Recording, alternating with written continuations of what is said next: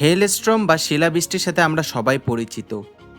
আসুন আজকে শিলাবৃষ্টি কি, শিলাবৃষ্টি কিভাবে হয়, বাংলাদেশে হওয়া সবচেয়ে ভয়ঙ্কর শিলাবৃষ্টি এবং বাংলাদেশে শিলাবৃষ্টি হওয়ার সম্ভাবনার সময় জেনে নেই। শিলাবৃষ্টি আসলে কি? যুক্তরাষ্ট্রের ন্যাশনাল সিভিয়ার স্টর্মস ল্যাবরেটরির ওয়েবসাইটে শিলাবৃষ্টি সম্পর্কে একটি গবেষণা প্রবন্ধ পাওয়া যায়। সেখানে বলা হয়েছে, শিলাবৃষ্টি হলো বরফখণ্ডের সমন্বয়ে তৈরি হওয়া এক ধরনের বৃষ্টিপাত। কী কারণে শিলাবৃষ্টি হয়? এই শিলা বা বরফ তৈরি হয় মূলত বিশাল এবং অনেক বড় মেঘের ফলে। বিশাল মেঘের মধ্যে নিম্নচাপ বিরাজ করলে মেঘের ভিতর বাতাস অনেক সময় উচ্চ গতিতে উঠতে থাকে।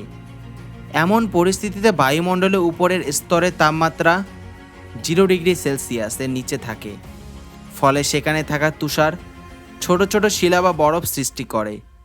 কিন্তু সে বরফ নিচে নেমে আসার সময় কিংবা তার আগেই নিম্নচাপের ফলে সৃষ্ট বায়ুপ্রবাহের সাথে আবার উপরে উঠে যায়। এতে করে এসব ছোট ছোট শিলাগুলোতে আবারও বরফের স্তর সৃষ্টি হয়। কিভাবে শিলার আকার বড় হতে থাকে এবং বৃষ্টির সাথে সাথে সেগুলো ভূমিতে পতিত হয়, এভাবে শিলাবৃষ্টি হয়ে থাকে।